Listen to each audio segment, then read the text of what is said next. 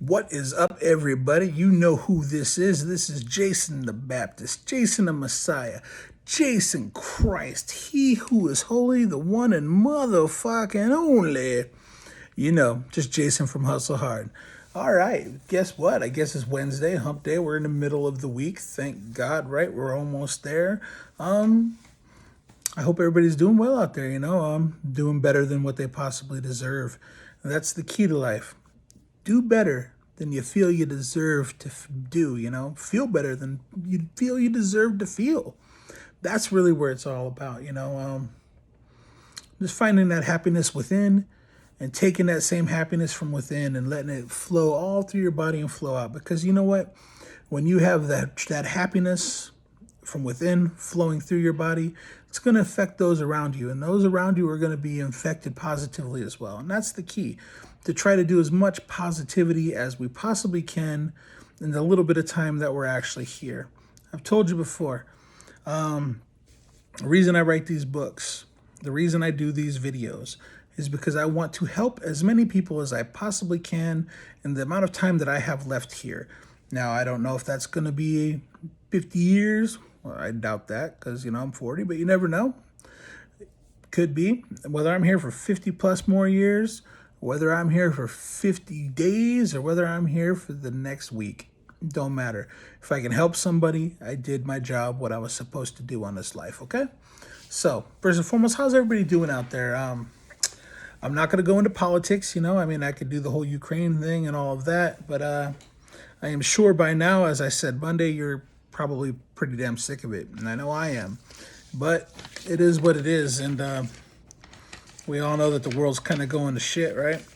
And it's scary. It is scary, but, we just got to kind of look down and keep our heads to the grind, keep our noses to the grind, and not worry about the rest of the world if we can. Just try to worry about ourselves. And believe me, when the rest of the world wants us to know about it, it's going to come to us, whether we want it to or not. So today I thought about, what can I do to kind of lighten things up a bit? You know what I mean? And I was thinking about time, how much time do any of us really have? And as I said, could be 50 years, could be 50 days, could be 5 days. I don't know. None of us are guaranteed that. There's that old saying that I love so well, and this makes it probably not sound so upbeat, right? But it doesn't matter if you're a king or a street sweeper, we all have a date with the Reaper.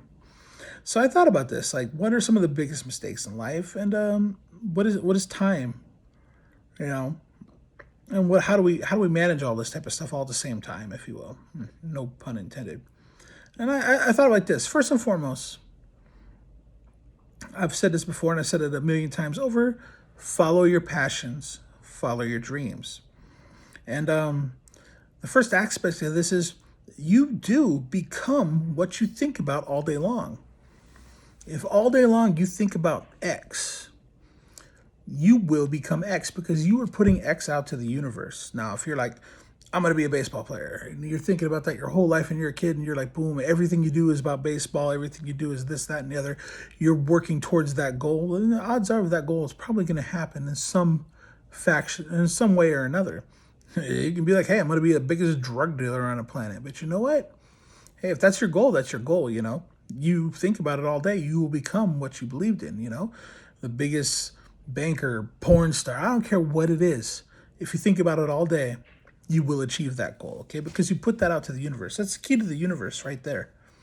The universe, this kind of goes back to The Secret and all of that crap. If you like that book, cool, or the long video, cool. It makes sense. It's actually based upon old stuff, but it does have some truly good points.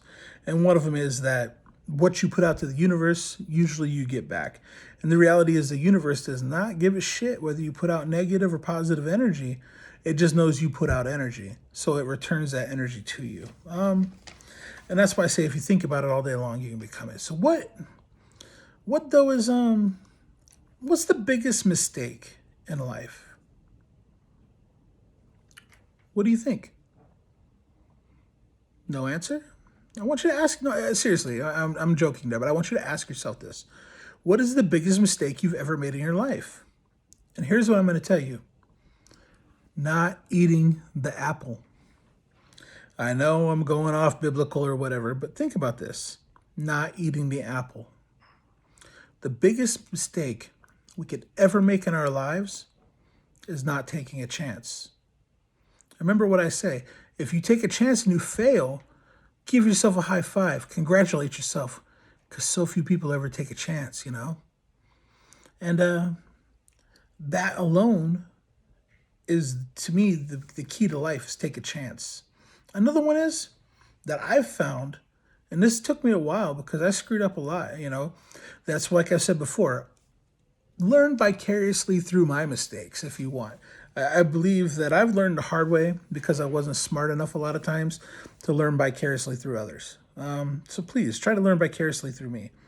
And when I say this, I say don't waste time worrying about minor things, minor shit, you know. And what is, okay, but that goes into this. What is minor time? If we're going to say don't waste time, we're going to have to break that down, right? This is the only way we can do it. Major time versus minor time, all right? Major time versus minor time. So what is minor time? All right. I'm going to say minor time is thinking of prospects. Thinking, oh, wow, I could do this. I could do that. You know, it's going to see a prospect. Okay? Going to see it. This is what I want. I'm thinking about it. This is minor time now. All right? You're thinking about something. Then you go to see the prospect. Say you're thinking about, I want to paint. Okay. Well, what have others done? So you go and you go to the museum or whatever, you know? Now, what's the last part of this? Evaluating the prospect after you've been there. One example I used for myself was this. This is where I learned failure versus opportunities and how failures are usually opportunities. I had an idea in my head for a t-shirt company. And at the time, it was very client specific, if you will. So I looked at some other companies that had done that was going to see the prospect, if you will. And then I evaluated the prospect after I'd been there and I'd seen it. I thought that my company would do well. I had an idea in place. I had what I thought were great designs, all local, like printing, etc. And I thought this was going to be there. But this was all minor time. So I hadn't actually done anything, you know? And what I did was I realized later that everything I thought that all my great ideas, they were actually shit. And I had a lot of failures in it. But each one of those failures became an opportunity because I learned how to do it better the next time. And that's the trick. I did it the next time. So let's go to major time. And this is something that I didn't do very well, is being in the presence of the prospect. I was in the presence of the idea of the prospect. You know, I thought I'd be doing all this great shit, but I never sat there and actually went and truly sat down at that time with people who'd done it before, you know? And that's where I made my mistake. You know, I was in the presence of the idea of the prospect, not of the prospect.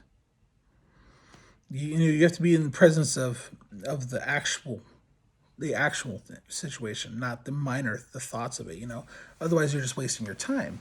Had I been smart enough to go, all right, cool, I need to find somebody who's done this before me, a mentor, I would have learned very quickly that my marketing strategy was bad. And I would have saved a lot of money. Now, I had only allotted like $5,000 at the time for this project. And I ended up spending $5,000 on a very expensive college course, if you will, on failures, how failures can be opportunities. And a lot of the local homeless veterans and homeless people, they got a lot of cool shirts out of it. I didn't get much money out of it, you know. And I had movement. I thought I had movement. This is another aspect I'm going to put on here. Don't mistake movement for achievement. I thought I had movement. I thought I was doing this. I was moving things. I was moving and shaking, but I hadn't achieved shit. In fact, I achieved less than I even thought I would have. You know, everybody talks about it. You know, everybody, you're always gonna have that person. Oh, I'm making moves. I'm doing this. I'm doing this. I'm doing that. They ain't doing shit. You know, unless they're actually achieving these goals, then they're not doing anything. Think of busyness versus productivity. I was literally out there moving my ass off. I was busy. I had my ideas. I thought I was networking. Excuse me. I thought I was networking. I thought I was doing all the things that I needed to do, but I was just doing busy work. I wasn't achieving anything. In the end, achievement would have been sales. Now, did I sell some shirts? Yeah. Did I break even? Hell no. This was one of my L's. I sat there and I thought that I was achieving all of this. You know, people were like, oh, yeah, your shirt's cool. Your shirt's cool. I had a hell of people telling me how cool my shirts were, how great my ideas were. But that didn't trickle down into sales, which was where the only place I wanted it to trickle down to was the sales in the end. I mean, at first I was like, okay, you know, it's cool. It's easy to get busy. It was truly easy to get busy not doing shit in a way. You know what I mean? It was easy to get busy talking and ideas and being involved in the ideas, the minor time aspects. You know what I mean? But the doing part, the go and the go and the go and the go, the busy part, that was easy. But the doing aspect, the productivity aspect, it just wasn't there, you know? And I sat back later and I thought to myself, I learned lessons from all of this. I said, what did I do wrong? This is what I did wrong, X, Y, and Z. But X, Y, and Z were very expensive learning lessons. Had I actually, like I said, sat down with somebody, I would have been productive. I wouldn't have been busy. If I'd have sat down with somebody and said, how do you do this? You know, if you don't mind asking, how is it you succeeded, you know? And I would have done a lot better. Another trick was I was always fucking busy. You know, and I didn't do one thing that I needed to do was save work till you get to work.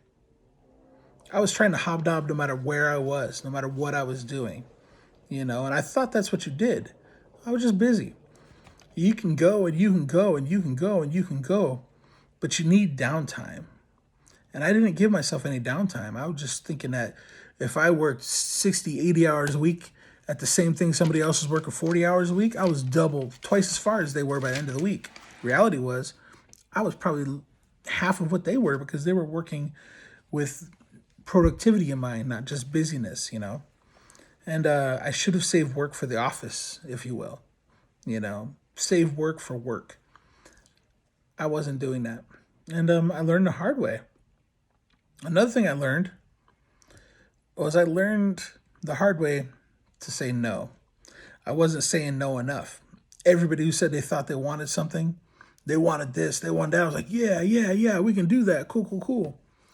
But I wasn't really looking at the reality of it. I was saying, this person's like, yeah, I want 50 shirts. All right, cool, man. We got that. I'll get you 50 shirts, blah, blah, blah. I wasn't being like, well, no. 50 shirts is going to cost me X. You need to pay 50% of X until delivery. I didn't think of that, you know. And it was a change I definitely made later, you know. And I also learned a hard one is this. And this has to do with major time and mistaking movement for achievement. I learned the hard way that when you work, and when you play. Now, I was going to the clubs and trying to hobnob, if you will. That's play. That's not work. You know, you might try to tell yourself it's work. Oh, I'm networking. Well, when you're networking over a bottle or two of booze and getting shit-faced, you're just talking out your ass. And everybody there is talking out their ass. It's very rare that you're going to get anything done. Now, sitting down over a luncheon or office or whatever, that's when you get shit done. I learned the hard way that you can't mix the two. You know, even if your business is a club, you still do your business at the office or in the club. You know what I mean? You don't do your business, your club business, while getting shit faced and dancing. And that's the keys. These are things I had to learn the hard way. And my goal is that through me, you could learn how to do all of these things, but not have to do them the hard way.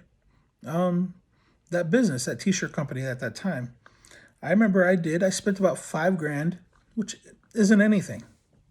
I learned very quickly when I wanted to go to the big clothing convention here in Las Vegas that to get a little booth, and I'm not talking a big booth, I'm talking a tiny booth stuffed between all the giants for urban wear, which I would have had, it was going to cost me about $3,500. I allotted $5,000. I already spent $5,000. I was like, I'm not spending another $3,500 to maybe get an order, but I did spend the $50 to get in the door. And by doing that, I was able to actually meet a couple of people. And I met a dude. His name was Jose. I'm not going to go what company he was with, but it was a very big urban wear out of San Diego at the time. Urban wear t-shirts and pants and stuff like that. And I sat there and I actually talked to him, and we hit it off really good. And I was like, how did you do this, brother? And he told me straight off, if you don't have $100,000 to put into this to go big, you'll never do it. He said, I had to invest $100,000 and I had to roll those dice. And he said, it could have went either way. He said, luckily it went the way I wanted it to. He said, all I hoped for was a fad t-shirt, that my t-shirts would become a fad for a year, 2 years, and then I would sell and get out. It's what he did. His shirts didn't come like a fad like, say, Von Dutch or something like that, but they came a fad amongst the urban wear youth, if you will. And the company made, a couple $1 million a year. I think actually he told me they were at $4 million at the last time before he sold. And so he was able to sell out. I think he got around $10 million for the company. And 2 years after that, the company wasn't making shit. So it was a brilliant idea. But he's like, unless you invest $100,000 minimum, you're never gonna succeed, because then you're wasting your time. You're doing your minor time thinking, where you're still thinking about the prospects. You're going to the prospect, yes, but you're not really actually doing anything major, which is being in the presence of the moment, the presence of the prospect, where you're actually spending the money and set it up. And I made the mistake. I made the mistake of thinking that movement was achievement. I was talking and talking. I was busy as shit, but I wasn't achieving anything. Achievement would have been sales. I met a lot of people. Everybody wanted to shake my hand. Everybody wanted to be cool. Everybody wanted to be my friend. Now I thought in my head, all right, this is going to equal sales. No, it didn't. So you have to realize that work is work. And there's always going to be a lot of talkers out there that talk about buying your shit, but they're not going to buy it, most of them. Unless they put money in your hand, it doesn't matter, That's it, I don't know. Maybe this is more of a video. Maybe this video is more of a gripe or a rant, if you will, right? But since then, I will say that I took all those mistakes from that first t-shirt company, and I said, how can I make a small company and do well? So I redesigned it, and I made a company at the time called Pimp Juice. And I had my logo and my t-shirts and all that. Now, I knew that I didn't want to lose as much money as I did the first time, but I looked at all of those failures that I had the first time, each an individual aspect of failure, each aspect of the minor time failures, the major time failures, and my mistakes of movement versus achievement. And I used each and every one of them as an opportunity to learn what not to do in the future. And I took the small company and I said, okay, I'm going to invest $500 first.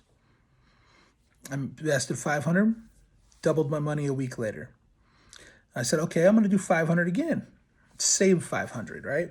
That's my re-up. I made my $500 profit, my $500 re-up.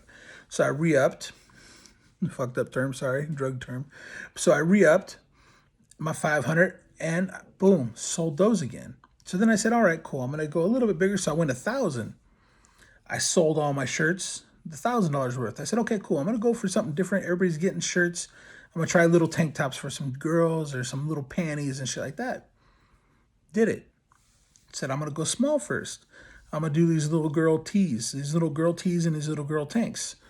So I did those sexy little ones, you know what I mean? I put some girls dressed all up, a little sexy, and sold them all. Said 250, did like a $250 little thing on little panties, $250 thing. So 500, boom, double my money up. And from there I kept going and going until, I'm gonna be real, until the day I went to the swap meet and I saw my own shit being bootlegged. And I thought either that's how you can tell you're succeeding in life or whether it's time to get out at the moment. And then at the moment I thought, you know what? If my stuff is already being bootlegged, then I'm never going to be able to really go too far with this. You know, the trick is to be able to get it out there before it gets bootlegged pretty big. And I did good on a local scale. You know, I made 10 times my investment. And it was nice to put it in the bank. But I also knew that getting out, quitting while you're ahead, if you want to put it this way, it's not the same thing as quitting. And that's what I did. Then I'm debating again, just doing another one for the Hustle Hard movement. I will be doing the hats and I will be doing the shirts and stuff, but I'm not going for trying to get the next fad thing out there, you know. And yeah, that's the lessons I learned, if you will. And I learned my failures were opportunities that were just blessings hidden in disguise. And you can too, you know. You can too. Had I not taken the one thing that I said my biggest mistake in my life was, had I not ever taken a chance, had I not taken a bite of that apple, God said, don't bite that apple of knowledge. I said, I'm going to take a bite. Fuck it. I'm going to take a chance. Had I not taken a chance that first time and failed, I would have never succeeded the second time, you know, because you can't, if you don't try, you can't win or fail. You know, you just got to have the balls to do it, you know, and I'm going to use that term. Yes, you have the testicular fortitude, whether you be male or female, to try. Because if you don't try, you can't win. You can't win the lotto or complain about not winning the lotto if you didn't buy a ticket. As well, you can never complain about the shit that you didn't do because you didn't do it, you know. So I'm going to leave it with this. As I always say, if you try and you fail, congratulate yourself. Give yourself that high five because so few people are ever going to try anyway. And, you know, you put that foot forward, and that foot forward. You know what? Each step is a foot forward. Most people are moonwalking so fast. Some people are going backwards so fast they're fucking moonwalking, you know? You don't have to be them because those are talkers. You got to be a doer. Take that chance, you know? If you don't, hey, you're the one going to have the mundane, boring life, not me. So I'm going to leave it at that. Choose whether you have a mundane, boring life or choose whether you take a chance on your hopes, your dreams, and your passions. Choose whether you take that chance.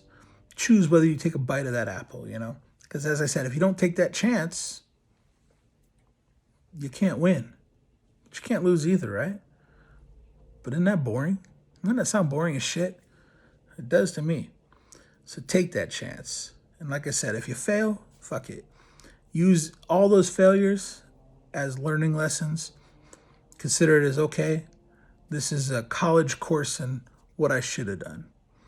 So as they say in old Canada, on that note, peace out with their beady little eyes and their bouncing heads.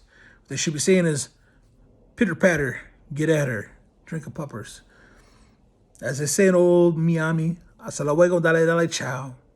And as I always say here, in my absolutely beautiful adoptive hometown, my not so humble, my not so sweet, my not so innocent, but oh so lovely, Las Vegas, Nevada, my sweet city of sin. How I love her. I'm out. I will see you all on Friday. We're going to do a video. I'm not quite sure. I think I'm going to do a fun one. You know, we need to do something fun. Last week we did the current affairs, and I don't know. I might actually wait a little bit on this one. I'd like to do a really fun video, but at the same time, we don't know where we're going to be. So if the world goes to hell in a handbasket tomorrow and the next day, well, then I want to be able to tell you about it, okay? And we can figure out what we can do to change it. All right, everybody. I'm out. As I always say, deuces. I will catch you on Friday. Until then, may the day that you have be better than you deserve. And as I said before, if you take a chance and you fail, congratulate yourself. Give yourself that high five, because very few people will ever try it all anyway. All right? All right. Love y'all. I will catch you soon. I'm out.